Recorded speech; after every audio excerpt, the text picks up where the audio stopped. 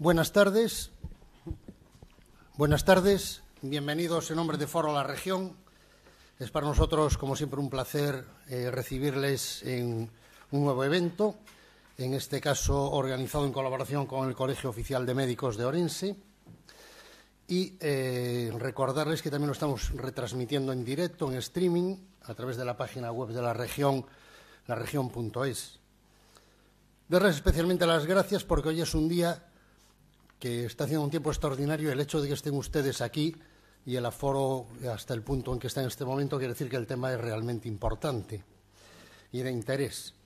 Hoy nos acompaña Pedro Calaza, que nos va a hablar de urbanismo y salud y que va a ser presentado por la doctora Beatriz Suárez, doctora especialista en medicina interna aquí en Orense, en el CHUO. Y también tenemos el placer de que nos acompañe el presidente del Colegio Oficial de Médicos de Orense, don José Luis Jiménez Martínez, al que paso la palabra para que él se haga cargo de este foro. Así que muchísimas gracias por su asistencia y muy buenas tardes.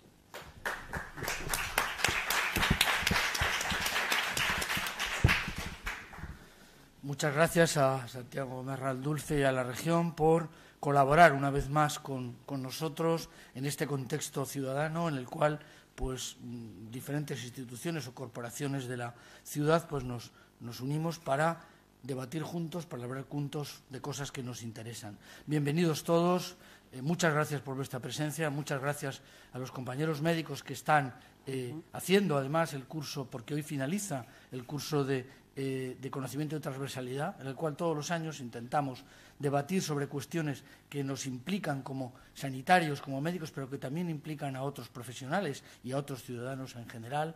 También bienvenidos el Colegio de Economistas, que está por ahí, medioambientalistas, corporaciones del Concello, que están concretamente varios partidos políticos aquí están representados. Y muchas gracias, Jesús, alcalde de la ciudad, por estar presente en esta conferencia y con este tema que creo que nos compete a todos, porque de todos es problema y todos tenemos que velar por la salud de nuestros ciudadanos. Y finalmente, sobre todo, muchas gracias a Pedro Calaza, que desde el primer momento nos dijo que sí. Además, le ilusionó, me ha dicho y me consta, hablar en un foro tan multidisciplinar de un tema tan multidisciplinar como es este, ¿no? La sanidad es algo que tiene muchos condicionantes. Los condicionantes en salud, a veces los ciudadanos creen que se centran exclusivamente en la asistencia sanitaria. Y la asistencia sanitaria propiamente dicha, los hospitales, los centros de salud, supone un 10% de los condicionantes en salud. El otro 90% está en otras muchas cosas.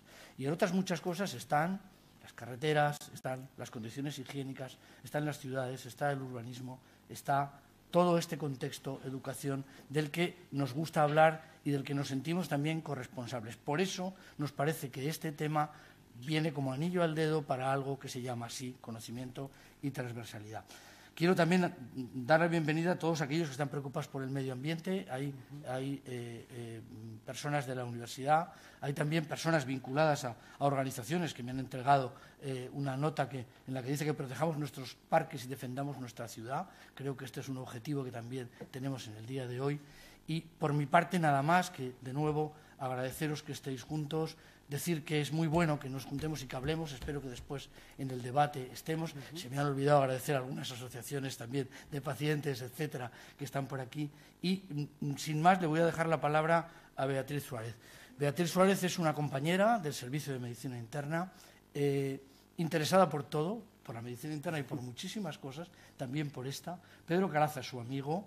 Ella nos ha ayudado a que venga con nosotros. Ella lo va a presentar. Y creo que, de alguna manera representa no solamente una forma de sentir, sino además un grupo de edad y además una mujer que tiene que ser los que empujen a la sanidad a ser mejor, lo que empujan a las ciudades a ser más verdes y más sostenibles. Y, por tanto, creo que es una buena elección que ella sea la que presente Pedro Calaza. Bea, tienes la palabra. Bueno, no sé si esto funciona, pero espero que sí. ¿Sí? Buenas tardes a todos. Se me escucha, ¿verdad? Bueno, Muchas gracias a los dos previamente. Como ya les han explicado, desempeño mi actividad profesional en el Complejo Hospitalario de Ensano como especialista en medicina interna. Así que felicito a aquellos asistentes fuera del ámbito sanitario que no me conozcan, pues ello puede ser indicativo de que gozan de buena salud, que al fin y al cabo es uno de los temas que hoy nos va a ocupar, ¿no? Quisiera darles las más cálidas bienvenidas a este foro y agradecerles tanto su interés como su asistencia, ya que para mí es un inmenso placer, por partida doble, presentarles al ponente que hoy nos acompaña. No solo por ser uno de los mayores especialistas en nuestro país en infraestructura verde y salud pública, sino porque también cuento con el honor de ser su amiga y coterránea, pues los dos nacimos y nos criamos en Ferrol. También quisiera aprovechar para agradecerles tanto al Foro de la Región como al Colegio Oficial de Médicos y especialmente al doctor Jiménez al entusiasmo mostrado cuando propuse invitar a Pedro Calaza como conferenciante. Este entusiasmo se ha traducido en que se consideró el tema digno de un ámbito mayor que el médico, como ya les han explicado, y por ello contamos hoy aquí con un concurrido auditorio pleno de profesionales de diferentes ramas para poder debatir, opinar y compartir experiencias al respecto de una manera transversal, ¿no? Yo, un poquito a modo de introducción, quería dar unas pinceladas de por qué Pedro Calaza Martínez está hoy aquí, por qué le he invitado, ¿no? Porque él desarrollará todo esto con mucha más profundidad en su intervención a continuación. Pero de todos nosotros es conocido que la transición urbana fue probablemente el cambio ambiental más drástico experimentado por un mayor número de personas en el siglo XX. Si bien en 1970 el 37% de la población mundial vivía en las ciudades, las proyecciones demográficas estiman que para 2025 sea el 84% de la población de los países con más posibilidades económicas, la que resida precisamente en las urbes, ¿no? Es precisamente en la forma de vida urbana en la que se pueden rastrear gran cantidad de los problemas a los que se enfrenta y la sociedad contemporánea actual, ¿no? Por ejemplo, en temas de salud, a lo largo del siglo pasado ganamos un poco la batalla a lo que son las enfermedades transmisibles o infecciosas, pero a costa de que fueran aumentando en prevalencia las no transmisibles o crónicas, que son realmente la gran pandemia a la que nos enfrentamos en el siglo XXI, ¿no? Es que en tan solo un par de décadas el número de obesos se ha multiplicado por 2 y el número de diabéticos por 4. A nivel mundial, y según estimaciones de la Organización Mundial de la Salud, ya son cerca de 300 millones de personas los afectados por la obesidad y más de 1.000 millones los que tienen sobrepeso. También, de acuerdo con la OMS y propiamente la Unidad Económica Europea, las enfermedades no transmisibles, que para que ustedes entiendan, si no están relacionados con el tema, constituían sobre todo las cardiovasculares, el cáncer y las enfermedades pulmonares obstructivas, son las responsables del 86% de la mortalidad. Pero no solo eso, sino que conllevan gran morbilidad y consumen muchísimos recursos económicos y sanitarios. Las causas de esas enfermedades, que ya de todos son sobradamente conocidos porque los médicos no hacemos más que reiterarlas, son hábitos insaludables, el hábito tabáquico, una dieta insalubre, la falta de ejercicio físico, el estrés, muchas veces laboral o por la vida que llevamos tan ajetreada, el alcohol y un entorno económico desfavorable se relacionan también con los condicionantes ambientales. Y las características del entorno urbano juegan un papel determinante muchas veces en la prevalencia de estas patologías, ¿no? Entonces, si nos preguntamos a nosotros mismos cuál es la principal estrategia para abordarlas y para luchar contra ellas, yo como médico es que no tengo ningún tipo de duda. Como médico, la principal estrategia es la prevención, ¿no? Es primordial y realmente parece ser la mejor opción a largo plazo.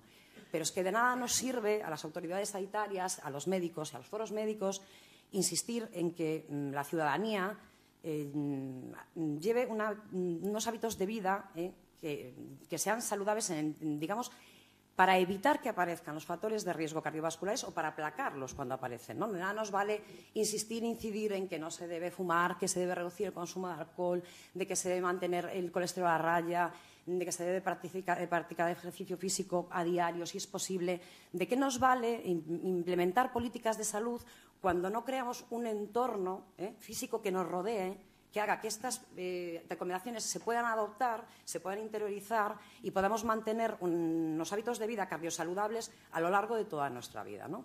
Algo falla, ¿no? Posiblemente modificar la estructura de la ciudad pueda tener un impacto directo no solo en la habitabilidad de las mismas, sino en la salud de los ciudadanos que las habitan. Y ahí juega y entra en papel la infraestructura verde, ¿no? Es un instrumento que se preconiza como indispensable para afrontar los problemas de la ciudad. y sobre todo para ayudarnos a repensar el concepto de ciudad en la que queremos vivir, ¿no? Es por ello que en los últimos años las estrategias planteadas por la Unión Europea, con objetivos definidos para el año 2020, la utilización de la infraestructura verde se está introduciendo de manera progresiva en las normativas, tanto estatales como autonómicas como municipales. Por lo tanto, el reto para todos nosotros en las próximas décadas va a consistir en la puesta en práctica de toda esta normativa. Y para ello vamos a necesitar no solo dotación de recursos a las administraciones económicos, sino la implicación, la concienciación, volcarnos todos, una gran rama de profesionales de forma interdisciplinar para conseguirlo, ¿no? Estos profesionales irán desde médicos, pasando por urbanistas, por paisajistas, por aparejadores, por arquitectos, por políticos y por ingenieros. Y entonces ya os paso a presentar a este ingeniero, que es don Pedro Calaza Martínez, que es doctor ingeniero agrónomo por la Universidad de Santiago de Compostela y además es doctor en arquitectura del paisaje por la Universidad de Lisboa. Como doctor ha participado y participa en diferentes líneas de investigación en la Unidad de Santiago de Compostela, en la Universidad de La Coruña y en la Universidad de Lisboa, relacionadas con la gestión y la implantación de la vegetación en el medio urbano. En la actualidad, sus actividades de investigación se centran en temas relacionados con la biomecánica, la arquitectura del paisaje y especialmente en el marco de la infraestructura verde, en sus diferentes vertientes, relacionándola con la salud pública y con la ecoplanificación. Además, es decano del Colegio de Ingenieros Agrónomos de Galicia, secretario del Colegio Gallego de Ingenierías, miembro del Comité Experto de la Escuela Gallega del Paisaje y de la Junta Directiva de la Asociación de Parques y Jardines Públicos. Desde hace cerca de 20 años desempeña su labor profesional en la esfera privada, concretamente en la planificación, gestión, diseño, ejecución de los espacios verdes urbanos. En este aspecto cabe reseñar su huella en diversos espacios públicos de la ciudad de A Coruña. Y yo quería mencionar especialmente el diseño y la ejecución del proyecto de la creación de ese gran pulmón verde que algunos conocerán de la ciudad de A Coruña, que es el Parque del Monte San Pedro. En su faceta docente es además profesor del Máster de Arquitectura del Paisaje de la Fundación Juana de Vega desde el año 2006. Es además profesor asociado del Máster de Investigación Agraria y Forestal de la Universidad de Santiago de Compostela en materia de evaluación del riesgo de arborado urbano y ha participado en cursos de verano y workshops de otras universidades como la de Praga. Ha impartido numerosas conferencias en reuniones y congresos científicos, tanto nacionales como internacionales, y es autor de diferentes publicaciones y libros relacionados con la infraestructura verde. De hecho, ha recibido, entre otros, el Premio Nacional Juan Julio de Publicaciones en su categoría de trabajo de investigación en el año 2017 por el estudio Infraestructura Verde, Salud Pública y Actividad Física, evidencias de su relación. Y este estudio ha sido la base de su último libro, Infraestructura Verde, Sistema Nacional de Salud. A pesar de que soy consciente que me dejo muchísimos méritos en el tintero, para no robarle ya más tiempo, creo que entenderán con todo lo que les he transmitido, porque es uno de los mayores, y es considerado uno de los mayores especialistas en la relación entre la planificación urbanística, el medio ambiente y la salud. Así que, sin más dilación, les dejo con Pedro Calaza Martínez, del que seguro hoy aprenderemos mucho todos. Gracias.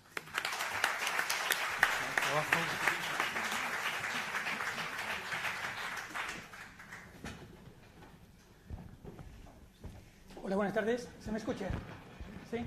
Bueno, en primer lugar me gustaría agradecer la amable invitación del Ilustre Colegio de Médicos de Ourense, sobre todo en la mano de su presidente, ¿no?, de José Luis Jiménez, y de Beatriz Suárez, ¿no?, como bien ha dicho mi gran amiga, ¿no? Yo creo que has hecho una presentación magnífica. Es un resumen de todo lo que voy a hablar yo, o sea que en realidad casi podías dar tú la conferencia. Si te animas a subir, pues yo estaré encantado, ¿no? Bueno, voy a hablar de urbanismo, voy a hablar de salud, voy a hablar de vegetación, voy a hablar de sociedad, voy a hablar de futuro. La primera imagen ilustra la situación actual del crecimiento demográfico previsto. Sabemos que desde el año 2010 somos más de 7.000 millones de personas en el mundo. La previsión es que en el 2100 alcancemos más de 11.000 millones de personas. Estamos pasando de una especie de mundo vacío a un mundo lleno. Es lo que denomina el premio Nobel de Química Paul Crutzen una época denominada antropoceno, como una época posterior al Holoceno. Pasamos, por tanto, a una especie de evolución, entre comillas, antrópica y de una involución desde el punto de vista medioambiental. Bea también lo comentó, el crecimiento poblacional va vinculado a un crecimiento urbano. En el año 1800 el 3% de la población vivía en las ciudades. Desde el año 2014 más del 54% de la población pues vivimos en las ciudades, ¿no? Esto es fruto de preocupación. Hay diferentes investigadores a nivel internacional que llevan tiempo trabajando en ello. Uno de ellos es Stewart Pickett, de la Universidad de Phoenix, que ha acuñado el término primer siglo urbano, el siglo en el cual el hombre ha empezado a ser una especie urbana numéricamente. Ya tenemos hasta nombre. Esto genera la aparición de macrociudades de más de 5, de 10, de 20 e incluso de 40 millones de habitantes, como cantones en China, como es Tokio, y un crecimiento muchas veces desordenado, vertiginoso. Estas son algunas imágenes. Esto es Estambul. En el año 75 veis la zona urbanizada. En el año 2011, la misma ciudad, veis que el crecimiento es tremendo. Otro ejemplo en Las Vegas, año 84 y año 2011. Por tanto, hay un crecimiento desordenado, muchas veces vinculados a problemas de pobreza, como estas favelas en Caracas, en Venezuela, pero a veces también en entornos, en teoría, más racionales, más planificados, como esta planificación en Nevada, pero con resultados ecológicos similares. Estamos ante una especie de monstruo que devora la parte más natural, la parte más urbana, y genera un urbanismo pues, poco compatible con un futuro incierto. Esto va acompañado, por supuesto, con problemas de contaminación ambiental. Esto es la ciudad de Pekín, en la parte de la derecha, cómo debería ser, en la parte de la izquierda, cómo realmente es.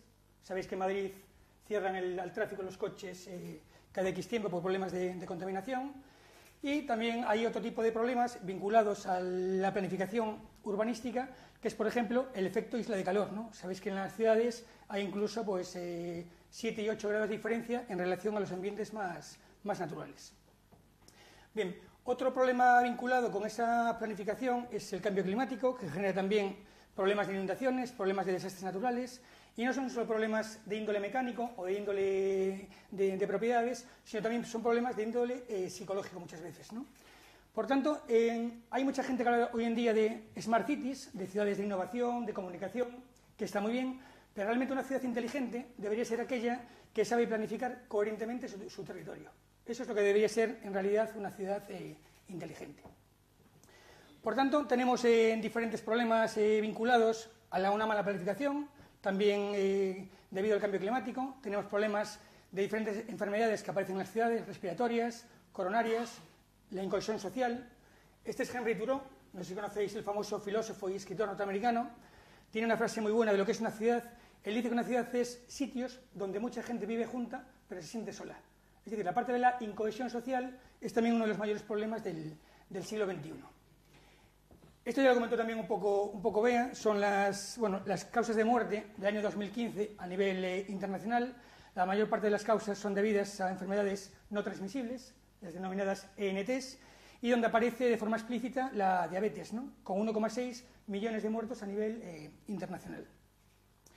El esquema de trabajo es ciudades mal planificadas, un aumento general de población, hábitos de vida inadecuados, sedentarismo, alimentación inapropiada y una aparición masiva de gente con enfermedades de este tipo.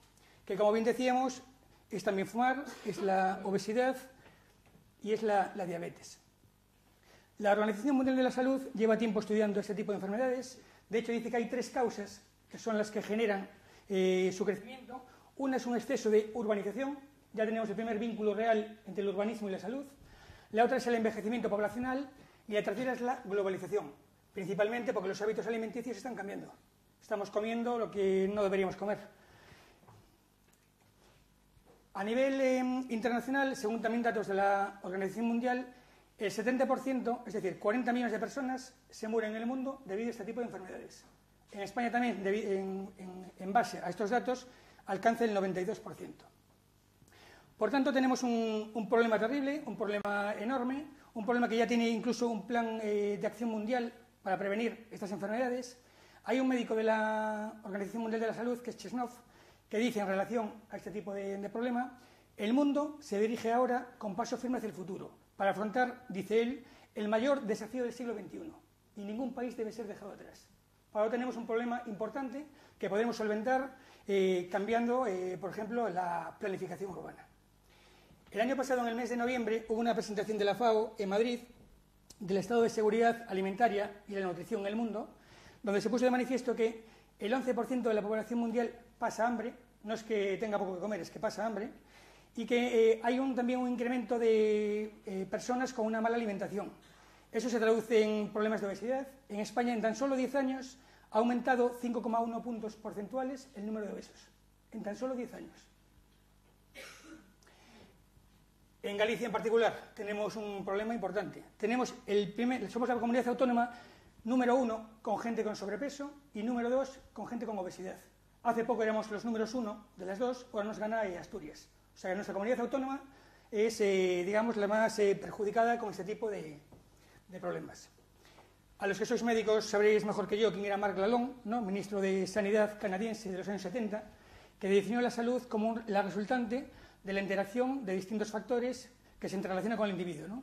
Que él dice que son la biología humana, los servicios y dos en los que podemos incidir directamente con una mejor urbanización, con el medio ambiente y los estilos de vida. Tenemos la fortuna de que a la gente le gusta lo verde, a la gente le gustan los parques, los jardines, la vegetación, luego veremos por qué, y realmente cuando hacemos procesos de acupuntura urbana, de acupuntura verde, la gente los utiliza.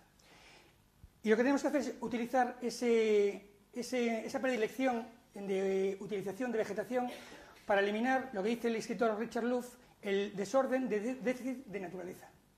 Sabéis que los niños pequeños hoy en día pues están o viendo la tele o jugando a las consolas. Lo que es la actividad física pues prácticamente no existe. Tenemos un problema importante. De hecho, la Xunta tenía un plan que yo creo que se llamaba el plan Xérmola, específico para niños pequeños, ¿no? Decía Albert Einstein, no hay mayor signo de demencia que hacer la misma cosa una y otra vez y esperar que los resultados sean distintos. Llevamos muchísimo tiempo haciendo un urbanismo que degrada toda la parte natural, degrada la naturaleza, degrada la vegetación. Estamos ahora mismo en ese punto de inflexión, en ese punto de cambio, en ese punto de reflexión, en el cual yo creo que la solución es obvia. ¿Queremos un urbanismo tradicional que degrada toda la parte mental o queremos un urbanismo más compatible, más hibridado con la parte natural? Yo creo que la respuesta la tenemos todos, ¿no?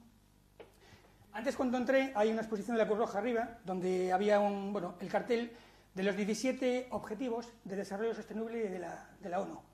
Uno de los objetivos de la ONU para el 2030, para tener un futuro sostenible, es el número 11, que habla de comunidades y ciudades sostenibles. Pues dentro de este objetivo de desarrollo sostenible, que tiene diferentes metas para desarrollarlo, hay una que es la meta 11.7, que dice, de aquí a 2030 se debe proporcionar acceso universal a las zonas verdes, parques, jardines, espacios públicos que sean seguros, inclusivos y accesibles para todos, pero especialmente para mujeres, niños, personas mayores y personas con discapacidad. Es decir, la ONU ya incluye en sus objetivos globales de desarrollo sostenible este tipo de planteamientos. De la misma forma, en el congreso que hubo Hábitat 3 en Quito en el 2016, en lo que se denomina la nueva agenda urbana, de forma explícita se habla de que se tienen que mejorar las tareas ecológicas, sobre todo en medio urbano, para la mejora de la salud mental y física. Y de hecho hace una alusión o un vínculo fuerte, sobre todo con el uso del arbolado urbano, que es un poco el elemento vertebrador de la infraestructura verde y la que mayor cantidad de beneficios genera. Lo que tenemos que hacer es conseguir trabajar en lo que se denominan ecotonos. ¿Qué son ecotonos? Son áreas, superficies, donde hay elementos de dos sistemas distintos. En nuestro caso tenemos un sistema natural, la naturaleza, la parte más vegetal, y un sistema más antrópico, donde no existe. Lo que tenemos que hacer es generar, hibridar, como decía antes, estos dos elementos de los dos sistemas y generar ecotonos compatibles con un futuro sostenible. Esa es un poco la idea general del ecotono. Todo esto converge en diferentes teorías y movimientos internacionales, que obviamente con el poco tiempo que tengo no es posible hablar, pero bajo un paraguas general que es el de la planificación ecológica o ecoplanificación, que la define, por ejemplo, Williams como las estrategias y técnicas que combinan, por una parte, el urbanismo y por otra, la naturaleza, para generar lugares más vivibles, ¿no? Esto no es nuevo, hay ciudades que llevan tiempo trabajando en este aspecto. Esto es la ciudad de Londres, con sus calles arboladas. Esto es una urbanización cerca de Copenhague, que se llama Brøndby, como veis, totalmente verde. Esto es BAT, paradigma de planificación verde, también patrimonio de la humanidad. Y todo ello, ellos han bebido de diferentes teorías y tendencias de autores que ya desde mediados del siglo XX pues, trabajan en este tipo de planteamientos, ¿no? Patrick Geddes, Lewis Mumford, Jan Jacobsen, etc. Hay uno que me gustaría comentar porque es sumamente ingenioso. Este Cedric Price era un arquitecto británico que se murió en el 2003, que le encantaba comer y hacía analogías de arquitectura con diferentes formas de comida.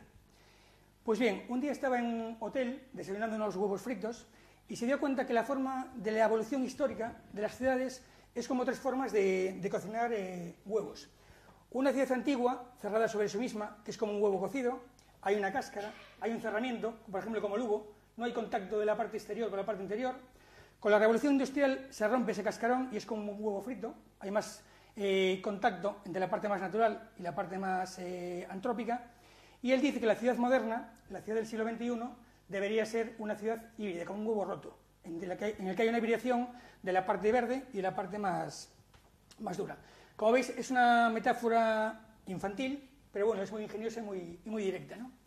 Por tanto, la idea es que hay una eclosión del verde en la ciudad, una eclosión que la gente lo valora, lo quiere. Esto es Trafalgar Square, en el año 2007, se pavimentó con tepe natural la plaza, la cantidad de gente que visitó la plaza se multiplicó por 100, de hecho hubo incluso iniciativas sociales para que se mantuviese de esta forma, luego no fue posible porque el tipo de uso que tiene la plaza sabéis que es incompatible.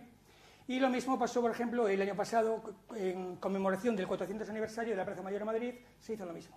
Veis que la gente pues, lo utiliza muchísimo más.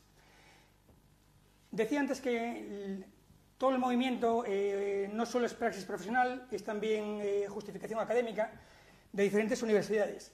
Esta es la portada de una revista de la Universidad de Yale, una de las más prestigiosas a nivel internacional de arquitectura, que habla de un reurbanismo que transforma las capitales. Hombre, yo no digo que lleguemos a este nivel de cambio, ¿no? Pero bueno, la línea es un poco esta.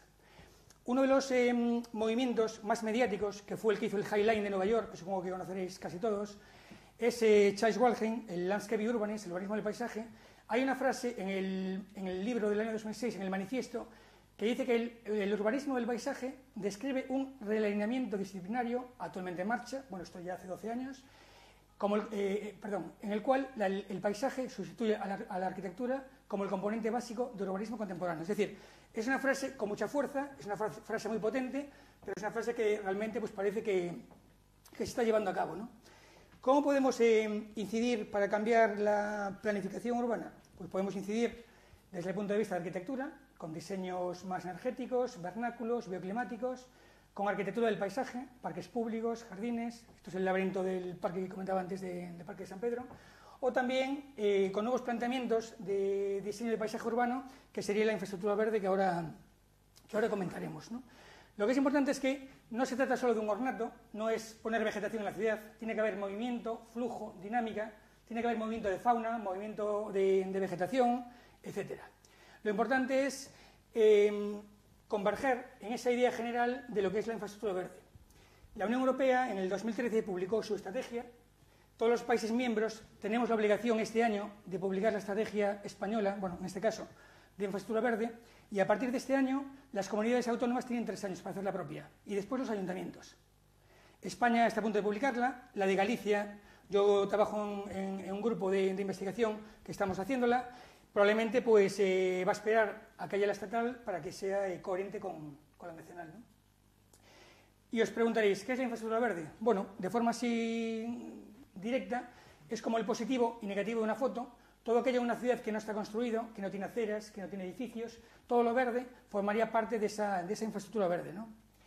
Había un filósofo escocés, Thomas Reid, que decía que no hay mayor impedimento al avance del conocimiento que la ambigüedad de las palabras. Entonces, es importante saber qué es qué. Una infraestructura verde es un oxímoron. ¿Qué es un oxímoron? Es un significado, un concepto generado por 2 palabras polarizadas. Por ejemplo, Francisco de Quevedo lo utilizaba magistralmente, es hielo abrasador, es fuego helado, es herida que duele y no se siente. Pues bien, la infraestructura verde es un oxímoron. Está formado por una parte que es infraestructura, que a priori es gris, que a priori no es vegetal, no es verde, y la verde. Aquí tenéis la definición oficial de infraestructura verde. No hay consenso internacional en lo que es. En Estados Unidos, sobre todo, pues está más enfocado a sistemas de drenaje urbano sostenible. Aquí tenía un carácter más de conservación y de protección de la naturaleza, y la definición oficial dice que es una red, esto es importante, tiene que haber conectividad entre los diferentes espacios, y lo ideal es que genere una serie de servicios y beneficios que en términos ecológicos se denominan servicios ecosistémicos. Es decir, que nos dé a la población, a la ciudadanía, pues diferentes funcionalidades. De hecho, es una estrategia multisémica, tiene muchos nombres, multiescalar, puede trabajar a nivel de barrio, de ciudad, de estado, de Europa. Es multiobjetivo y multifuncional, es multitemporal, la vegetación trabaja en 4 dimensiones, como bien sabéis, no en 3, el tiempo es importante, y es multidisciplinar. Si hay un elemento que forma parte de la infraestructura verde y es conector entre todos los demás, es, como decía antes, el arbolado. De hecho, el arbolado generó la primera figura de conservación de la naturaleza. Diréis, ¿qué hace el duque de Alba en esta presentación, no? Pues bueno, el duque de Alba, cuando estábamos clavando picas en Flandes, estábamos luchando contra el duque de Orange, hubo un momento que el duque de Orange se quedó sin dinero y la única opción que tenía es en la ciudad de Haarlem vender un bosque que estaba en el norte de la ciudad. Entonces la población de la ciudad prefirió vender sus joyas, vender las campanas del pueblo para pagar a los soldados. El duque de Orange consiguió el dinero, dijo que ese bosque nunca podría ser talado, que tenía que ser patrimonio de la sociedad. Desgraciadamente después perdimos la guerra, ¿no? Pero esa es otra historia. Decía antes que la infraestructura verde es en analogía a lo mejor a un cuerpo humano en la que hay una serie de órganos, el corazón, los pulmones, el bazo, los riñones, que tienen que estar conectados mediante corredores, mediante un sistema de circulación, en analogía al cuerpo humano, ¿no? Esos corredores son corredores verdes. O sea, tenemos una analogía directa con la medicina, ¿no? Una de las características fundamentales de esa infraestructura verde es la conectividad, que a veces se fragmenta el territorio, y debemos de dar soluciones para que haya, lo que decía antes, ese flujo, esa dinámica de vegetación y de fauna. Hay ejemplos magníficos, como este ecoducto en Francia, como este en los Países Bajos, otros en Estados Unidos, y uno que también que es muy curioso, que es en la isla de Christmas, en Nueva Zelanda, que es un puente hecho para cangrejos. Son unos cangrejos protegidos, y lo que es curioso es que lo utilizan. Entonces, hay soluciones casi para todo, ¿no? Bien, los elementos, decía antes que todo lo que no es gris, todo lo que es verde, forman parte de la infraestructura verde.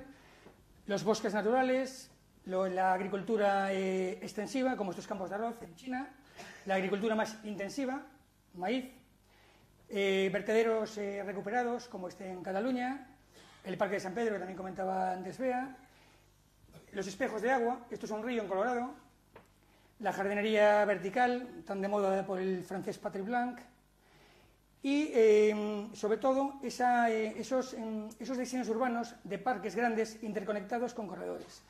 Este personaje que veis en la pantalla, probablemente muchos lo conoceréis, de Central Park, es el que hizo Central Park, es Frederick Law Olmsted, famoso a nivel internacional, pero yo creo que aparte de Central Park debería ser también conocido por esta actuación que hizo en Boston, que se llama el Collar de Esmeraldas de Boston. Es una red planificada estratégicamente de grandes parques urbanos unidos por conectores verdes que tiene multifuncionalidad. Lo hizo para evitar inundaciones, lo hizo para depurar aguas sucias y lo hizo también para que la gente de la ciudad escapase de la zona urbana y desconectase. Es decir, ya había ese vínculo con la salud y con el bienestar, ¿no? Otros ejemplos de la historia, la ciudad jardín de Eisenhower, el plan de Abercrombie de Londres, los Green Fingers, los dedos verdes de Copenhague, y este, que seguramente no conozcáis, es en Coruña. Un plan de urbanismo del año 47, que se llama el Plan Cort, de un arquitecto de Alcoy, que proyectaba también diferentes espacios verdes en diferentes puntos interconectados en la ciudad. Este plan de urbanismo, que es infraestructura verde pura y dura, fue desechado en su momento, años 47, por un exceso de espacios públicos urbanos. Curioso. Se perdió la oportunidad de la ciudad, ¿no? Sabéis que Coruña tiene muy poca superficie, ¿no? Son 37,8 kilómetros cuadrados, entonces es complicado incluir este tipo de planteamientos, ¿no? Bien, decía antes que a la gente le encanta lo verde, le encanta lo vivo, le encanta la naturaleza. ¿Por qué? Porque estamos prediseñados psicológicamente para que nos guste. Hay un concepto que es biofilia, que es un concepto utilizado inicialmente por Erich Fromm, el psicólogo, en el año 64, pero popularizado por el doble premio Pulitzer Edward Wilson, que es esa tendencia innata a centrarse en la vida y en los procesos naturales. ¿Por qué nos gustan los animales en casa, los animales domésticos? Porque tenemos esa predilección psicológicamente inherente, ¿no? La biofilia se utilizaba también en hospitales. Esto es una foto de mediados del siglo pasado, en Estados Unidos, donde se ponen pues, los patos para que la niña esté más contenta, desconecte y sane más rápido. De hecho, la biofilia es una de las 3 teorías que hay que vinculan la infraestructura verde con la salud pública. Hay 3. Una es la biofilia, otra es la teoría de la restauración de existencia del matrimonio Kaplan y Kaplan, y otra es la de la reducción del estrés. Este es el doctor Roger Ulrich, que hizo un estudio en diferentes hospitales en Estados Unidos y se dio cuenta que la gente que tenía vistas a la vegetación, vistas al jardín y demás, sanaba mucho más rápido y de forma mucho más contundente. Y fue el que anunció la teoría de la reducción del estrés de Ulrich. Esta pareja de psicólogos norteamericanos, Stefan y Rachel, tiene una teoría, que es la teoría ART, la teoría de la restauración.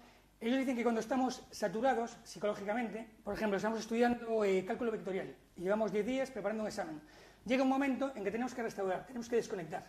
Y la mejor forma de hacerlo es en la naturaleza. Demostraron científicamente que hay una desconexión mucho más rápida y una mejor recuperación.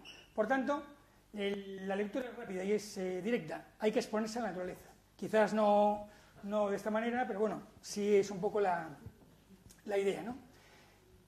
Biofilia, decía antes que era flora, que era fauna, pero también son otras cosas, ¿no? Es la naturaleza, es la fuerza del agua, es el fuego, es el conocimiento de lo desconocido. El ser humano, el hombre, siempre le ha gustado la naturaleza, siempre la ha representado desde el Neolítico. ¿Quién no conoce la obra de Gaudí? El arquitecto por antonomasia de la naturaleza. Pues bajo ese concepto o esa teoría de ciudades biofílicas ha nacido un movimiento internacional que hibrida naturaleza y ciudad, un movimiento que se llama ciudades biofílicas, que no son solo ciudades verdes, es gobernanza, es informar, es divulgar, es programar, es conocimiento. Solo se protege lo que se ama y solo se ama lo que se conoce. Si hiciésemos una encuesta en esta sala de quién conoce el nombre de esta mariposa o este pájaro, probablemente nadie lo sabría, o muy pocos. Si preguntásemos qué significa este logotipo, la mayor parte de la gente lo sabría. Por tanto, hay que informar, hay que divulgar para poner en valor la esencia del territorio. Eso es muy importante dentro del marco de la infraestructura verde. Por tanto, las ciudades biofílicas es un hilo conductor para gobernanza, para información y formación y para el diseño de las ciudades del siglo XXI. En el término biofilia es tan importante la parte bio, la parte de la vida, como la parte filia. Tiene que haber una conexión de la ciudadanía con la parte viva. Porque una ciudad verde, que tiene mucha parte viva, no tiene por qué ser biofílica. Una ciudad biofílica sí que tiene que ser verde. Es decir, la ciudad biofílica, aparte de ser verde, tiene que garantizar que hay información, que hay contacto y que hay interacción con la ciudadanía. Bueno, esto no se ve muy bien. Hoy en día hay en 12 ciudades en todo el mundo que forman parte de esta red. En España solo hay una, que es Vitoria-Gasteiz. Sabéis que es paradigma de planificación verde, ¿no? Se estudia en Harvard y en otras universidades. Tenemos un ejemplo realmente muy bueno, ¿no? Otras es Singapur, Missouri, Seattle, etc. Esta es una imagen de una zona nueva, bueno, tiene 10 años de Singapur, como veis, totalmente biofílica, y tenía un eslogan inicial que era Singapur, una ciudad jardín. Lo han cambiado de una forma mucho más ambiciosa y le llaman Singapur, una ciudad en un jardín. Bien, ¿cómo podríamos hacer que Orense, por ejemplo, fuese una ciudad biofílica, ¿no? Pues tendríamos que conseguir 7 apartados, ¿no? Primero, que quizás es el más sencillo, presencia abundante de naturaleza. Por ejemplo, Nueva York tiene un programa que quiere que cada habitante, a menos de 10 minutos saliendo de su casa, tenga un espacio verde. En España lo tiene a 250 metros, lo tiene Vitoria-Gasteiz y algunas zonas de Barcelona. O, por ejemplo, en Seattle tienen también un proyecto que es que haya como mínimo un huerto urbano comunitario por cada 2.500 habitantes. Es decir, renaturalizar. La segunda condición es que tiene que haber afinidad entre ciudadanos, flora y fauna, ya os lo comenté, sobre todo en países nórdicos. El tercero es que tiene que haber accesibilidad, hay que garantizar el acceso a la naturaleza. Por ejemplo, Singapur hizo en toda la ciudad senderos de más de 200 kilómetros para que en diferentes partes de la ciudad se pueda acceder a los entornos naturales. También tiene que haber ambientes multisensoriales, que puede ser el silencio, como se hizo en la ciudad de Akersleva. El quinto es, bueno, ya lo comentamos, tiene que haber un marco educativo real de la naturaleza. El sexto, tiene que haber un apoyo, un respaldo económico. Ciudades, por ejemplo, como Portland, invierte el 5% anual en infraestructura verde. Y el séptimo es que tiene que haber también, en cierta medida, protección territorial. Dos ejemplos. Nagoya, en Japón, compró un 10% de la superficie de la ciudad a un lado de la ciudad para proteger de la expansión urbanística. O, por ejemplo, Phoenix, que hizo lo propio con 17.000 hectáreas en zonas cercanas. Por tanto, ciudad biofílica no es solo verde, es oler, ver, tocar, sentir, escuchar. Es programa, es gobernanza, son iniciativas y son oportunidades. La población tiene que estar implicada, no solo plantar árboles ni vegetación, ¿no? Hay diferentes publicaciones que ofrecen soluciones y patrones para el diseño biofílico a nivel de edificio o a nivel de urbanización. Se pueden utilizar estos patrones clasificados en 3 paquetes: que haya naturaleza, que haya vegetación, que haya analogía natural, es decir, que yo haga, por ejemplo, una escultura evocando algo natural, o que haya configuraciones espaciales, es decir, que yo, por ejemplo, replique una formación geológica, algo natural. Estos 3 bloques, en diferentes publicaciones, se vinculan directamente con una mejora de la salud, en este caso fisiológica. Hay diferentes, bueno, por citar el trabajo de Fowles, un checoslovaco, de músculos, esqueleto, el aparato respiratorio. La parte también psicológica, atención, adaptabilidad, sentimientos, y la parte, por supuesto, pues, cognitiva, ¿no? Mejora de salud mental, memoria, etc. Por tanto, tenemos un vínculo real de urbanismo con salud, ¿no? Para conseguir gente más feliz y ciudades más sanas, ¿no? Hay, bueno, decía antes, en nombre de Yale, también en el MIT, en Boston, trabajan este tipo de planteamientos, ¿no? Vinculando salud y urbanismo, para conseguir, bueno, más uso de los espacios verdes. ¿Cómo podemos aplicar estas teorías? Bueno, podemos aplicarlas con el denominado urbanismo biofílico, ¿no? Y podemos trabajar en 3 niveles: a nivel de edificio, ahora ponemos un ejemplo, a nivel de barrio y a nivel de región o de ciudad. A nivel de edificios, el más conocido es el Il Bosco Verticale de Milán, un jardín vertical magnífico. Hay también diferentes jardines vinculados a edificios que se pueden utilizar para la salud. Por ejemplo, esta clasificación norteamericana para el Alzheimer, para sanar en general, para gente mayor, para la habitación, para gente con cáncer, para meditar, etc. Algunos ejemplos. Este es el Hospital Dells en Texas, en Estados Unidos, un hospital para niños. Todas las habitaciones del hospital tienen luz natural, ninguna está cerrada. Todas las dependencias tienen algún elemento biofílico. Tienen 5 espacios interiores con healing gardens, con jardines para sanar. Y también se vincula bastante a lo que es el uso de plantas autóctonas para mejorar el conocimiento. Otro ejemplo, el Legacy Whitehouse Garden, algunas imágenes. Este es el más conocido de todos, el de Florida, es el que aparece en todos los libros, ¿no? Fue uno de los primeros que se hizo. Este, por ejemplo, en Stanford, también para niños. Y aquí veis, bueno, algunos ejemplos de diferentes configuraciones de jardines de sanar, ¿no? Lo que es importante es que cuando se actúe, cuando se planifique, cuando se proyecte ese tipo de espacios, obviamente deben ser inclusivos, verdes, y se deben de diseñar específicamente para el tipo de problema o de patología que se quiere sanar, ¿no? Bueno, veis que la gente pues los utiliza, ¿no? Bien, este otro ejemplo es en Australia, ya no es un hospital, es un edificio administrativo. Se hizo un edificio biofílico con una renovación natural del aire, cada media hora se cambia el aire interno del edificio para mejorar la productividad de los trabajadores. Querían mejorar la productividad un 5%, al final consiguieron un 10%, o sea que parece que funciona. A nivel de vecindario, Hoy en día se tiende a una transformación general de los espacios verdes, de un mantenimiento más intensivo a uno más extensivo, que permite otro tipo de actividades, por ejemplo, más actividad física. Y también se planifican barrios enteros. Esto es en un proyecto en Greenwich, en Reino Unido, donde se planificó una actuación urbanística bastante importante y a cambio se hizo una planificación de un parque ecológico, no solo para la gente que vive en las casas, sino para toda la ciudad. También es cierto que a veces hay oportunidades de infraestructura gris olvidada. Esto es un parque en París, el Promenade Plans en París. Este parque se hizo encima de una antigua red de ferrocarriles. Es como el High Line de Nueva York, pero más antiguo. De hecho, los del High Line se inspiraron en este parque de París. Y decía antes que el arbolado urbano era el elemento urbano más importante de la infraestructura verde que genera la mayor parte de los beneficios. Pero hay un problema. La mayor parte de la gente tenemos en mente como ecoindicador número de árboles que hay en la ciudad o número de árboles por habitante. Pero realmente, ¿qué es funcional?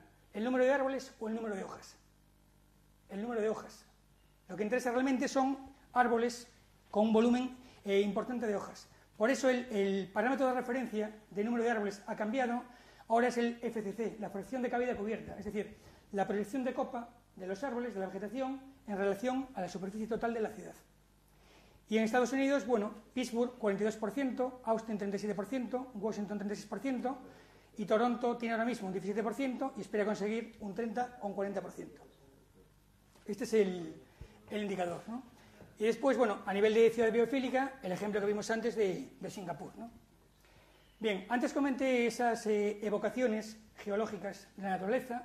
Esta es una obra muy significativa, biofílica, de Michael van Valkenburg, el Theodore Park, en la que hizo unas analogías naturales. En este caso simuló una configuración geológica para transmitir ese sentimiento de biofílico, ¿no? Es uno de los más conocidos a nivel internacional.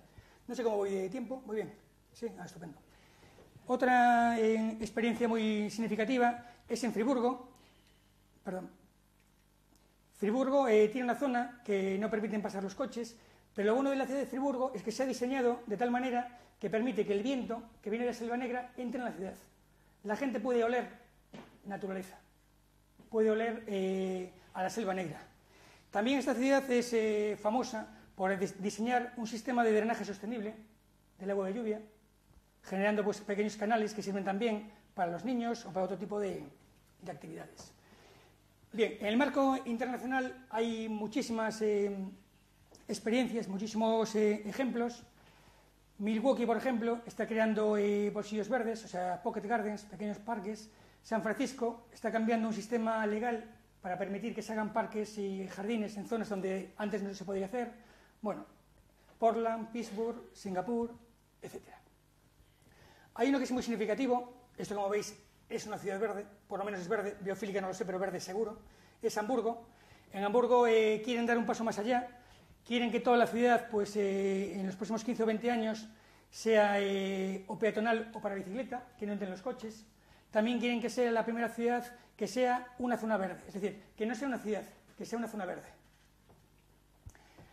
Hay un problema también con este tipo de actuaciones, ¿no? Que es la gentrificación, y en este caso la gentrificación ecológica. Cuando se hace este tipo de proyectos, como pasó en Malmö o como pasó en Central Park, la gente que tiene más dinero, más poder adquisitivo, compra esos sitios. ¿Por qué? Porque son mucho más bonitos, son mucho más sanos, son mucho más equilibrados, mejoran la salud, y al final la gente que no tiene recursos, pues no puede comprarlos. Entonces se genera un monocultivo social, se genera la gentrificación ecológica.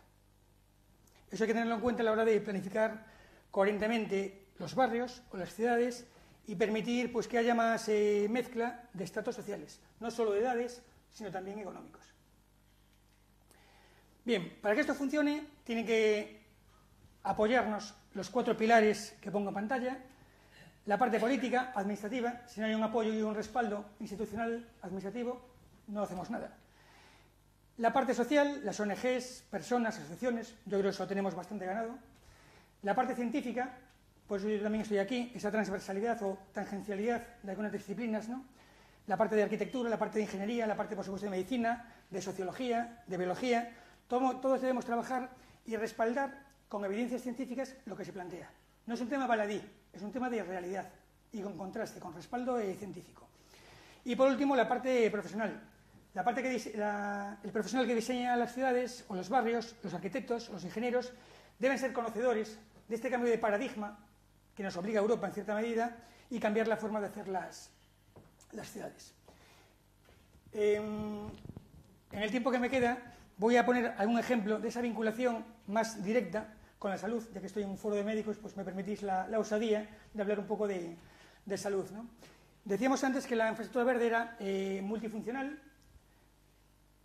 genera economía, mitiga cambio climático, biodiversidad y también la parte de actividad física y de salud, ¿no? De hecho, la biofilia es, digamos, la excusa perfecta para hacer una planificación más verde para la mejora de la salud. Aquí tenéis a vuestro precursor, ¿no? Hipócrates, que ya decía en el año 460 a.C., si pudiésemos encontrar la correcta cantidad de ejercicio y nutrientes, no mucho ni tampoco muy poco, esto parece bastante gallego, lo de no mucho ni tampoco muy poco, ¿no? Estaríamos encontrando el camino más seguro hacia la salud. Es decir, mejorando el ejercicio, mejorando la actividad, reduciendo el sedentarismo, reduciendo la obesidad y el sobrepeso, y con una buena alimentación, pues podemos conseguir entornos más sanos, ¿no? Él hablaba de aire, de agua, de lugares.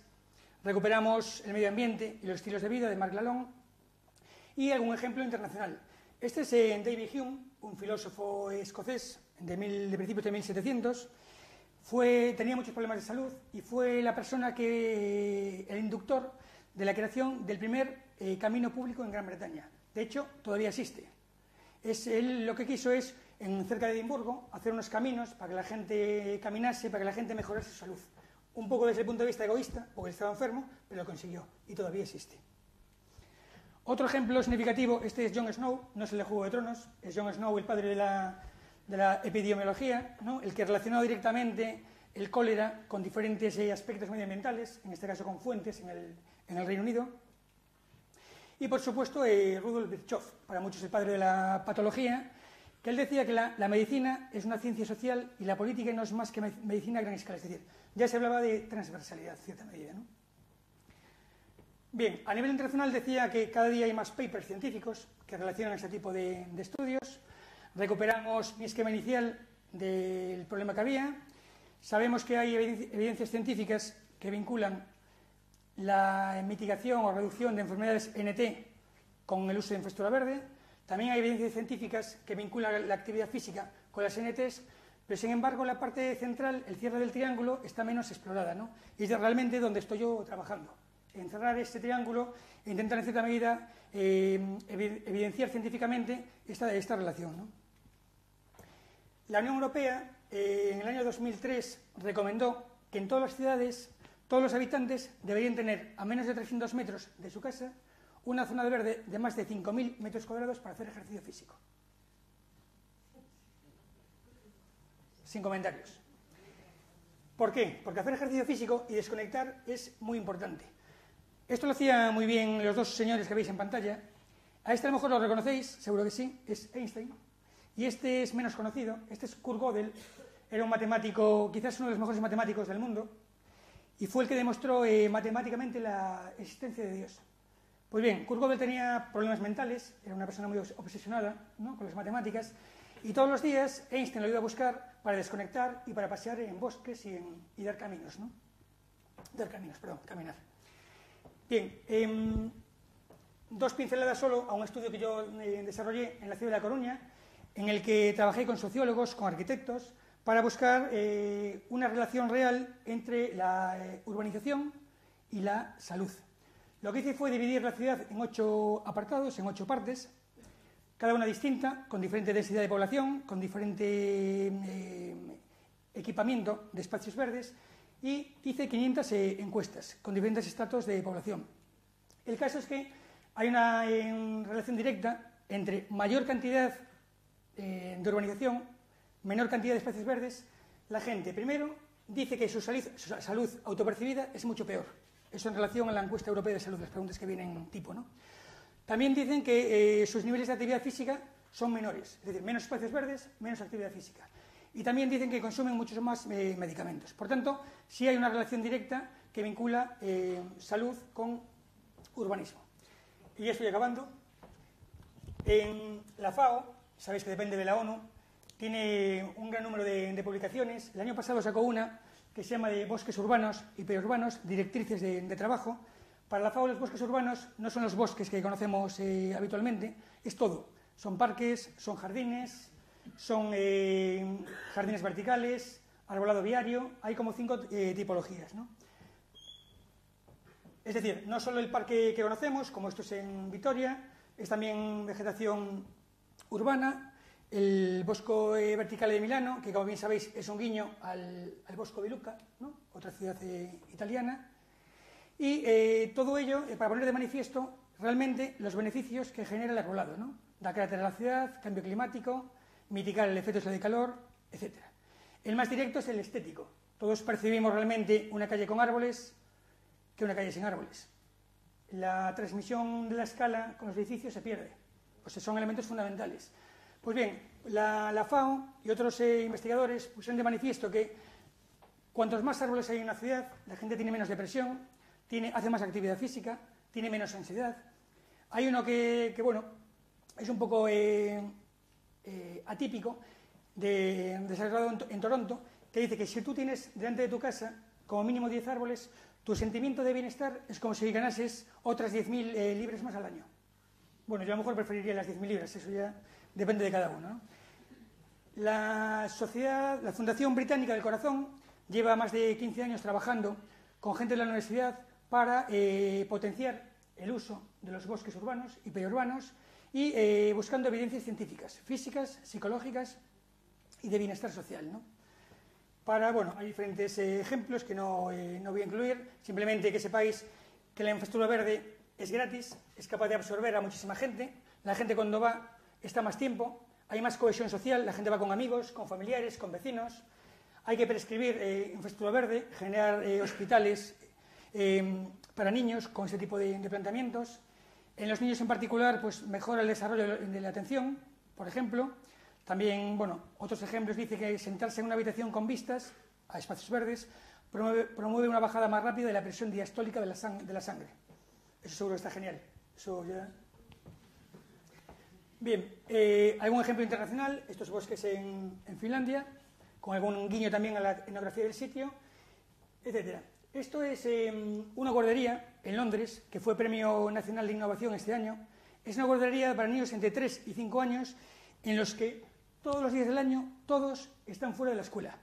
Están subiéndose a los árboles, están jugando fuera. Hay 112 plazas, están todas llenas, y hay más de 1.500 personas esperando para meter a sus hijos en ese tipo de colegios. Entonces, bueno, es un ejemplo interesante. Los japoneses, que son los maestros de la naturaleza, tienen hasta un nombre para esto, ¿no? El Shinrin-yoku, respirar, relajarse, caminar, tocar, escuchar. Y recuperando los planteamientos de la FAO, dicen que a nivel político y legal se debe incorporar los beneficios de la salud, se debe de hibridar el verde urbano con la planificación urbana y el cuidado de la salud, ¿no? Los objetivos son explícitos y claros, salud y bienestar, ¿no? Pone diferentes ejemplos de cómo se debería incluir este tipo de planteamientos, ¿no? Como hospitales, como escuelas, como barrios nuevos, etc.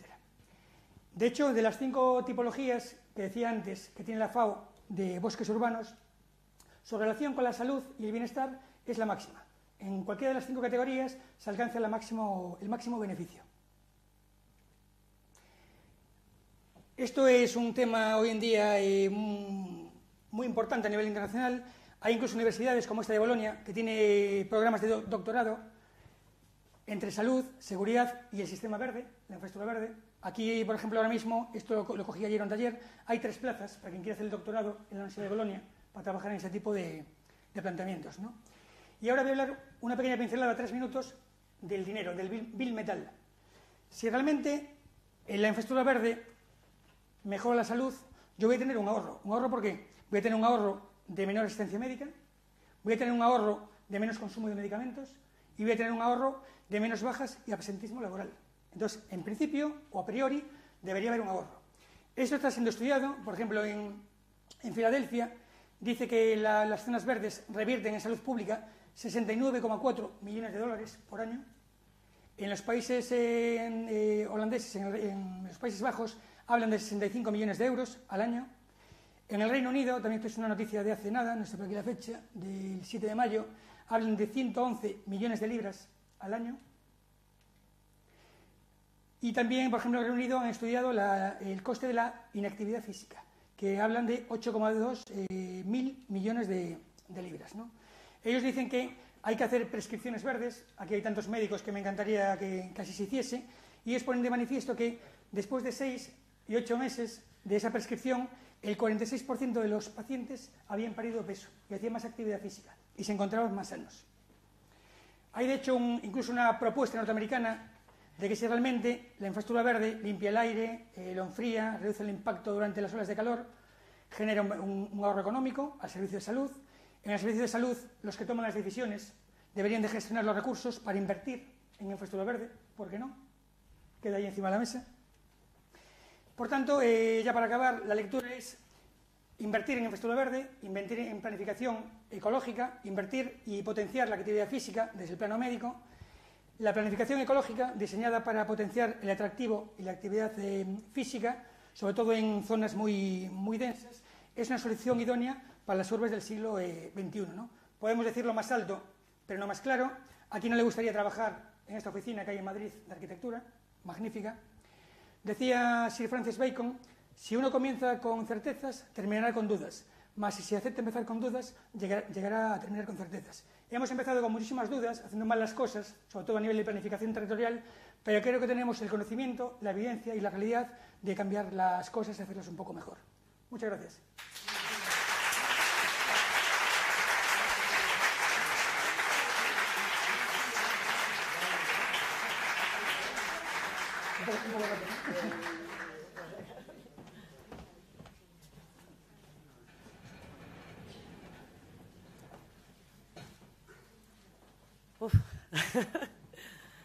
Quisiera felicitar a Pedro por su brillante y sobre todo dinámica exposición y invitar a todos los presentes, si quisieran participar, hacer alguna pregunta o iniciar algún debate, las dudas que tengan, que lo hagan por favor utilizando el micrófono, porque si no, no se escucharía el resto del auditorio.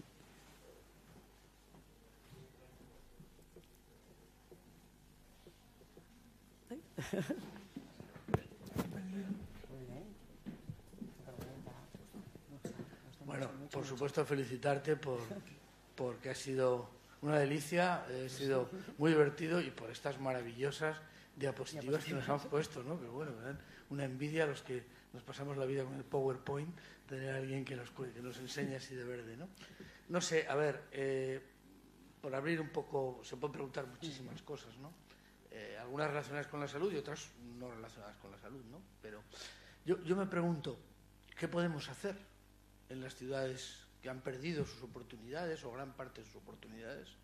¿Qué es lo que se puede hacer y cómo? Y lo pregunto no a ti solo, yo creo que hay mucha gente que puede contestar. Y luego el impacto de la legislación, ¿no? Aquí, bueno, en Orense en concreto, y voy a hablar de algo que no tengo ni idea. Los planes serales de urbanismo, etcétera, etcétera, son bastante determinantes, ¿no? ¿Qué se puede hacer? Y son muy difíciles por todo lo que estamos viendo en esta ciudad, ¿no? Se caen, se vuelven a caer. Estos dos elementos supongo que influyen mucho en hacer algo interesante y en mejorar, ¿no? Me gustaría un poco que opinaras.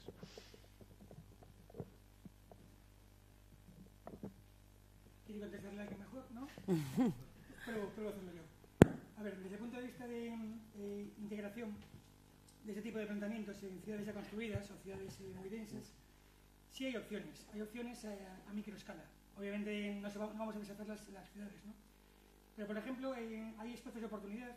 En Zaragoza tenían solares vacíos para hacer, no recuerdo la cifra exactamente, creo que eran 40.000 viviendas. Están negociando con los propietarios para que mientras no hagan los solares, no desarrollen los solares, generar espacios verdes. De hecho, Zaragoza es una de las pocas ciudades de España que tiene un plan estratégico de infraestructura verde. Está Zaragoza, está Barcelona, ahora mismo lo está desarrollando la ciudad de Madrid, lo está desarrollando también la ciudad de La Coruña, pero es un imperativo legal. Es decir, España tiene la obligación este año de publicar su estrategia propia y a partir de ahí comunidades autónomas y ayuntamientos. Entonces, la Unión Europea lo define como una estrategia de planificación territorial. Su vinculación real con los planes generales es obvia.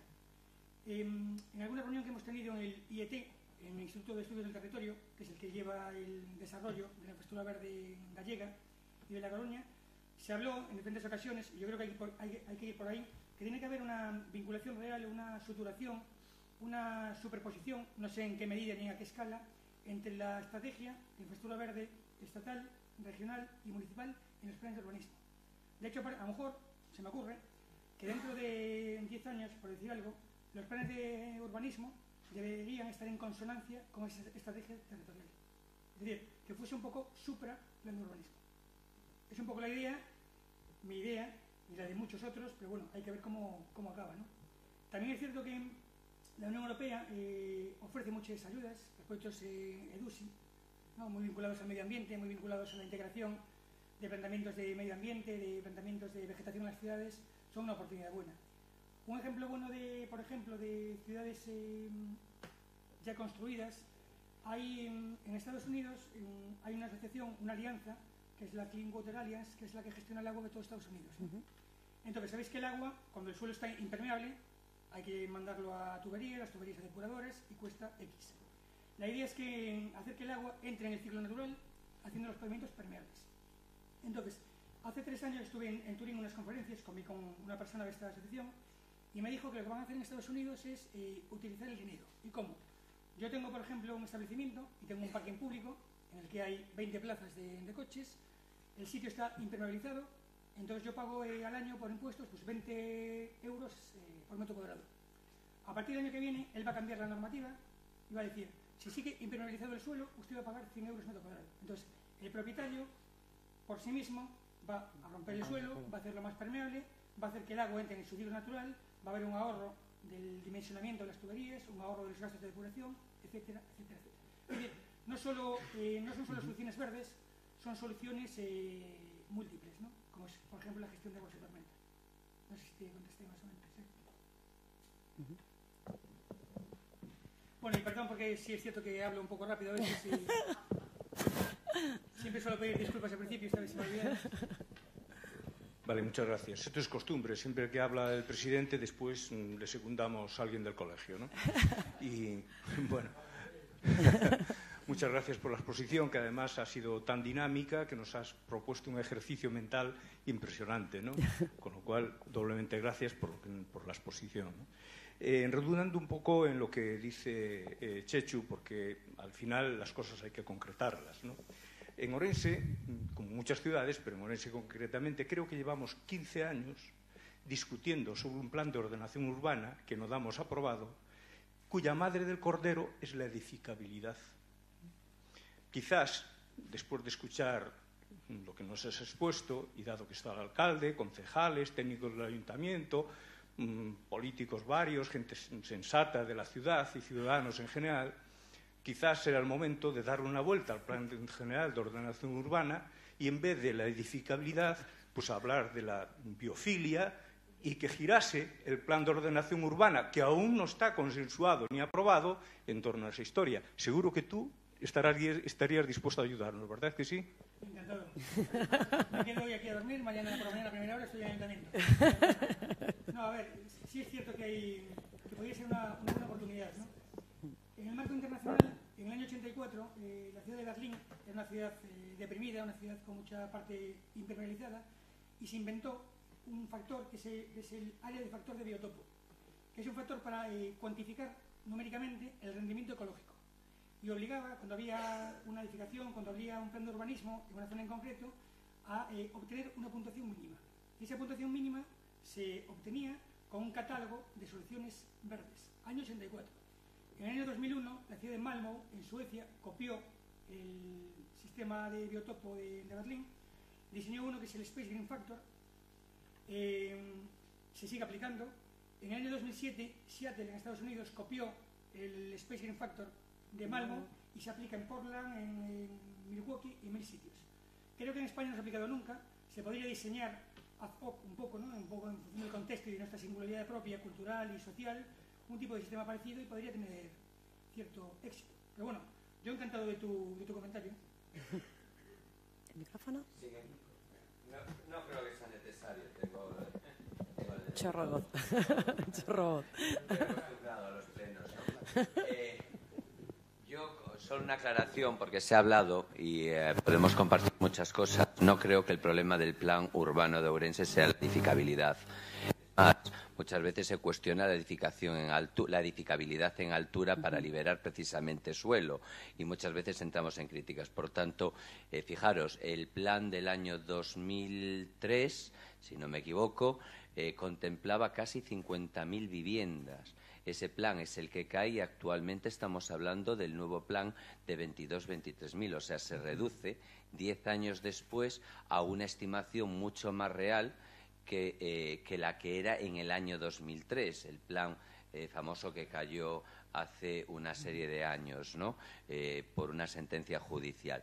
No creo que sea tanto la edificabilidad, creo que sí pasa lo mismo como con todos los temas, como con el control de la sanidad, como las pensiones de nuestros mayores o los que estamos llegando a mayores. Creo que lo que se necesita es más, y lo digo por aclarar un poco más de, pues no sé, de entendimiento entre las partes, ¿no? Porque, repito, el plan actual, podríamos citarlo y podríamos hablar, no es un problema de edificabilidad o no considero que sea un problema de edificabilidad mientras no tengamos cuidadas las zonas verdes que tenemos. Ourense, por ejemplo, tiene 18 kilómetros ininterrumpidos de sendas que para hacer ejercicio. Yo creo que ninguna ciudad en España tiene esa posibilidad dentro de su propia ciudad, que es lo bonito, porque no nos vamos a las afueras, como en Edimburgo, donde hablábamos de aquel ejemplo de hace siglos. Sí, aquí lo tenemos en el centro, pero lo que tenemos que tenerlo es bien cuidado, ¿no? Lo digo por aclarar que creo que muchas veces podemos también malinterpretar, y lo que hace falta es voluntad. Voluntad de un partido, del otro, del otro, del otro y del otro, de todos. Querernos entender.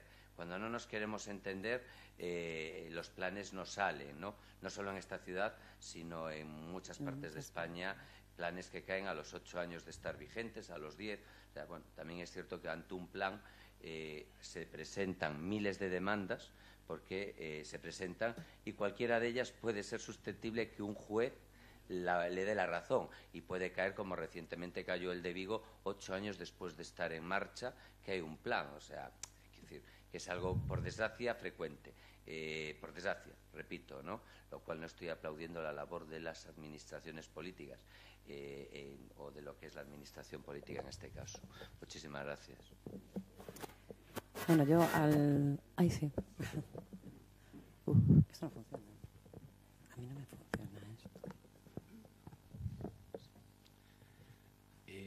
Boa tarde, eu son Xan e quería intervir neste espacio que nos dá a oportunidade ao público tamén de decir algo. Primeiro, agradecer ao Foro da Región que nos poña esta posibilidade de poder escoitar a persona que nos dirixiu esta conferencia magnífica. Pois agradecido, teno ben traballado, aínda que creo que ten unha parte ben traballada, e despois preguntareille por a outra parte a ver se non a ten traballada ou si, que nos conte algo. Acabamos de dar unha volta pola Ribeira do Miño andando forte, e atopámonos cun problema. A maior parte das árbores que temos nesa ribeira son alótonas.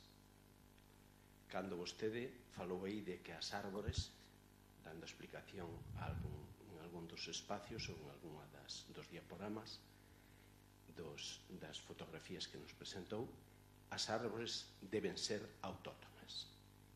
E, aínda moito máis, se esas árbores xeneran, como a maioría das que nestes días están florecendo na Ribeira do Miño, xeneran un problema de saúde. A pregunta que... tamén non quería esquecerme dos doutores e as doutoras, ou doutoras e doutores. Cando un vai falaba a cuestión alimenticia dos seres humanos, empezaba a conferencia con esta. Cando un vai a un médico ou a unha médica, danos a impresión de que estamos diante de un representante de laboratorios. E cando un pregunta sobre alimentación, xa vostedes saben.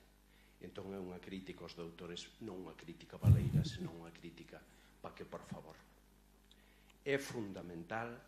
O ser humano somos o que respiramos e o que comemos. Por favor, tomen en serio isto. A saúde dos seres humanos depende nunha grande medida da alimentación.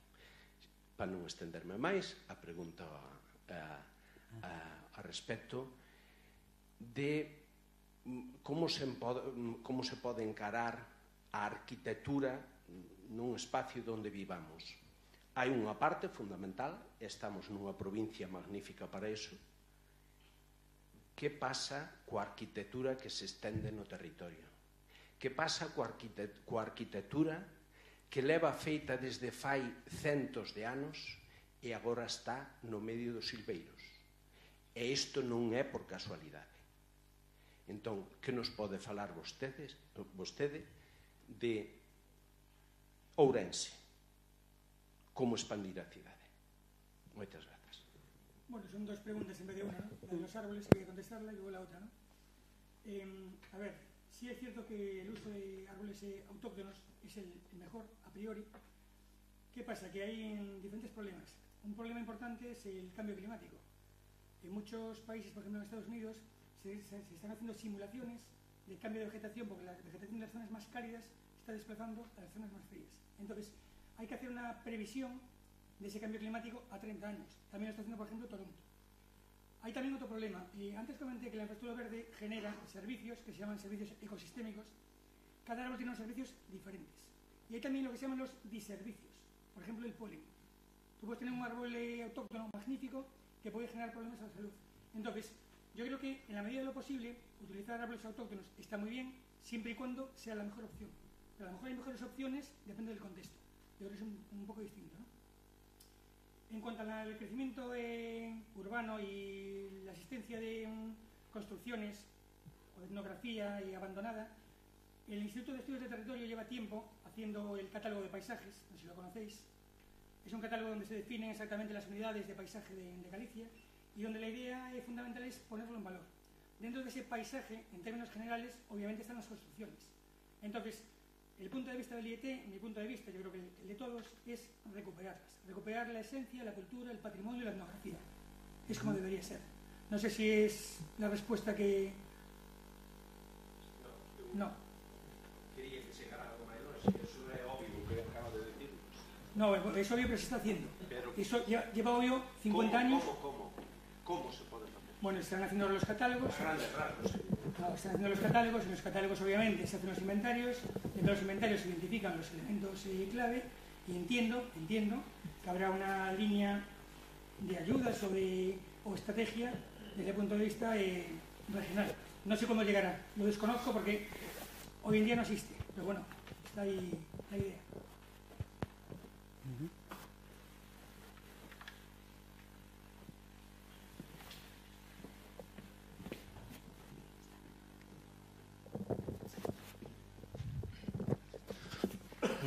Gracias, boa tarde. Bueno, despois de escoitalo, o único que se me ocurre, como casi non contou tantas cousas e tan ben, casi mellor é o silencio e a reflexión, non? Estando entre médicos, se falou de árbores e a súa importancia. O xuramento hipocrático fíxose á sombra dun plataneiro, dun arce platanoides. E tamén puxo moitos exemplos de cidade. Bueno, teño que contradicir primeiro o señor alcalde porque falaba de a cantidade de kilómetros que temos de sendeiros. Unha cidade que non aparece precisamente non é Hamburgo, non é Vitoria-Gasteiz, pero Bilbao ten un cinturón verde que nos últimos anos pois teñen 70 kilómetros de sendas peonís, onde se pode ir en bicicleta, onde podes ir cos caxa que salten libremente e que non haxa ningún problema. Hai un colega forestal, Peter Wollenben, que ten un libriño moi aconsellable, A vida segreda das árbores, onde cambia totalmente o concepto sobre a visión que temos os seres humanos de un ser vivo, non? E ademais un dos exemplos de vida, non? Que utilizan as distintas culturas. E non sabemos o valor das árbores, non sabemos o valor da biodiversidade, non sabemos o valor da natureza, ou a maior parte da poboación E a miña pregunta sería, pois, bueno, aparte de que Ourense tamén forma parte das cartas europeas que asinaron a Carta de Aalborg, que un principio básico é ter creado un Consello de Medio Ambiente onde participe a cidadanía. Falou de participación cidadán tamén, non? Entón, xenéticamente os galegos temos algo distinto co resto das poboacións por o maltrato que estamos dispensando últimamente ao arborado. Vímolo nesta primavera. Árbores centenarias totalmente decapitadas. Hoxe lía, por exemplo, un traballo científico, unha soa árbore pode recoller 7.000 kilogramos de partículas, unha árbore con vegetación, con follas, como ben decía, non unha árbore farola. Entón, todo isto, pois, evidentemente, eu invitarei tamén a que fora conselleiro dos distintos concellos e que estuveran dispostos a admitilo, lóxicamente, non? Porque cambiaría totalmente a forma de actuar. Pero a pregunta sería eso, xa se fixo tamén antes, que podemos facer? Porque unha cousa son as boas intencións e outra é a realidade. Unhos plans de urbanismo anacrónicos, me dá igual 20.000 vivendas cando temos un casco vello que está esmorecendo. Bueno, pero a pregunta sería, como podemos cambiar estas pautas de comportamento? Que podemos facer? Porque sí que hai unha parte da ciudadanía que o está demandando continuamente, pero vemos que hai unha clase dirixente e unha clase política que vive de espaldas aos consellos, sexto programa comunitario de medio ambiente, ou puxo agora a estrategia verde, que como sempre este Estado e a nosa comunidade autónoma será a última en asinalo. Bueno, es una pregunta un poco difusa, ¿no? Un poco complicada de responder. Empiezo por el final.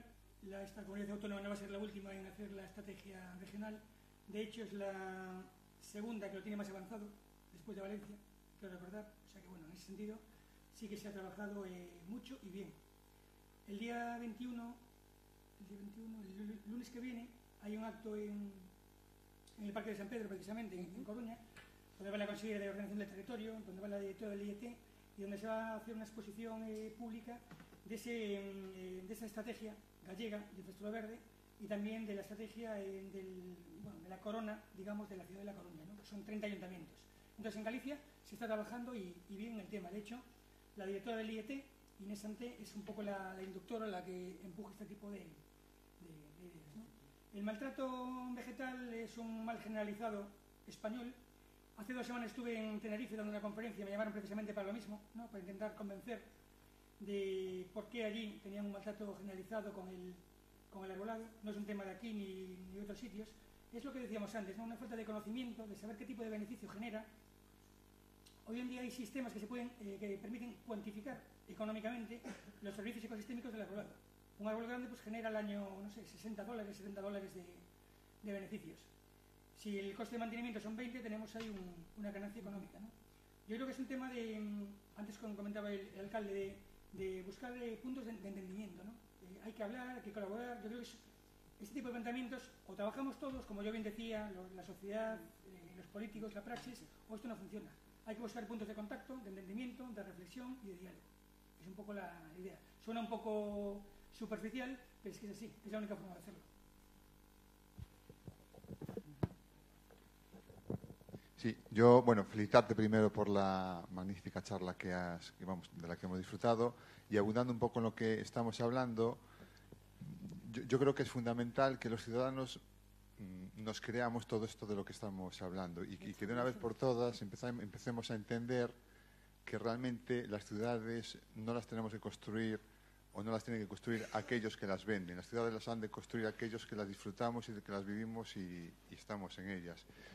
Y por desgracia, del año 56, cuando se empezó con la primera ley del suelo, los planes generales han ido siempre pensando en ese desarrollismo, bueno, impulsado por esa ley. Tenemos una reciente de 2016 en Galicia que sigue esa línea. Entonces, yo creo que es importante, pues eso, entender que podemos hacer otras ciudades mucho más razonables para vivir. En Ourense, aparte de esos malos entendimientos políticos, etcétera, yo creo que también tenemos una oportunidad única para pensar o repensar la ciudad. Todos sabemos que el AVE va a entrar, bueno, entendemos que el AVE va a entrar próximamente en Ourense. Se van a liberar miles y miles de metros cuadrados de ese corredor que entra en la actualidad por la ciudad, que pasa desde Seisalvo hasta el puente. viendo aquella fotografía o aquella imagen que nos mostrabas, cómo se había generado una zona verde importante a partir de ese corredor verde, yo creo que los ciudadanos de Orense podíamos visualizar perfectamente desde Mariña Mansa hasta el puente, pasando por el centro, pasando por San Francisco, etcétera, cómo toda esa vía férrea que hay a día de hoy se podía convertir en ese, por fases y con tiempo, por supuesto, en ese gran corredor verde que nos daría una nueva fachada a la ciudad de Orense. Yo creo que es una oportunidad única que no podemos desperdiciar y será posible si los ciudadanos orensanos la demandamos, como todo en general. Bueno, y nada más, era una reflexión. Gracias.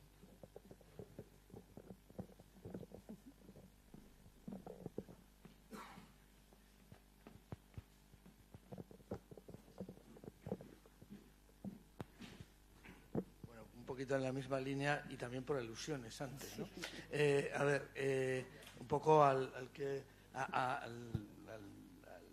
oyente que ha comentado el tema de los médicos y de la industria, por supuesto que tiene parte de razón, pero también tengo que decirle que aparte de tener infraestructuras verdes, tenemos que convencer a la gente de que las utilice, y no os imagináis lo difícil que es.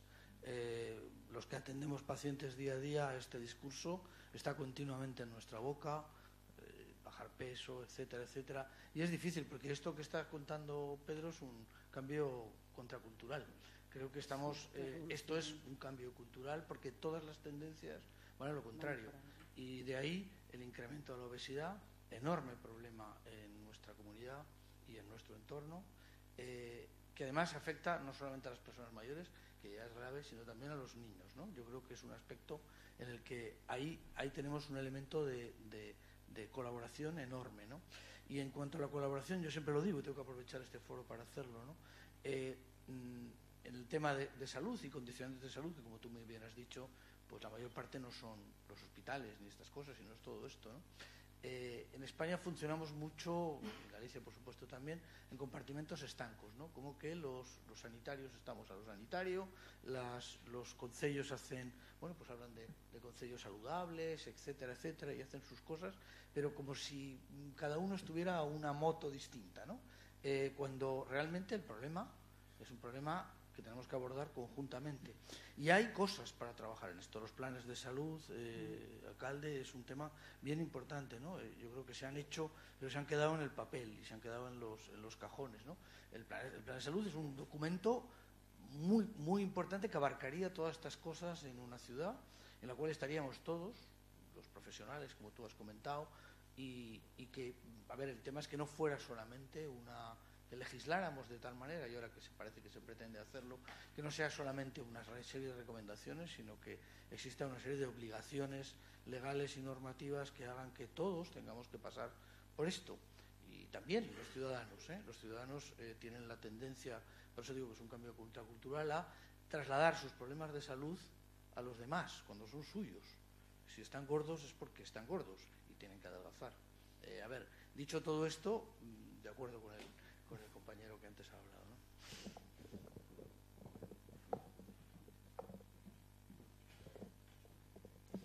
¿Alguna pregunta más? Bueno, yo como reflexión simplemente me quedo con la diapositiva que me ha encantado de las guarderías, que me ha parecido una idea absolutamente maravillosa, en contraposición de la imagen de los niños con las consolas y las televisiones, ¿no? Entonces espero que todos tengamos un poco en mente eso y que pensemos lo que nos espera, que pensemos la generación de millennials que nos viene pisando fuerte y poco, pisando poco, y la cantidad de obesidad infantil que estamos viendo aparecer en los últimos años y que es realmente un serio problema.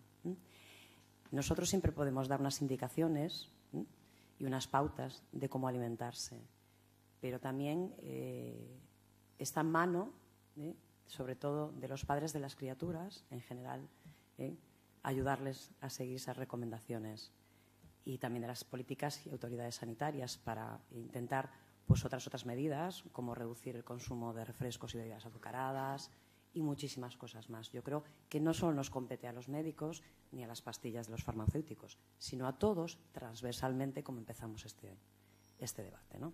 Entonces, muchísimas gracias a todos, de verdad, muchísimas gracias a todos. Me ha hecho muchísima ilusión contar con ustedes y, bueno, gracias al Foro de la Región y hasta otro momento.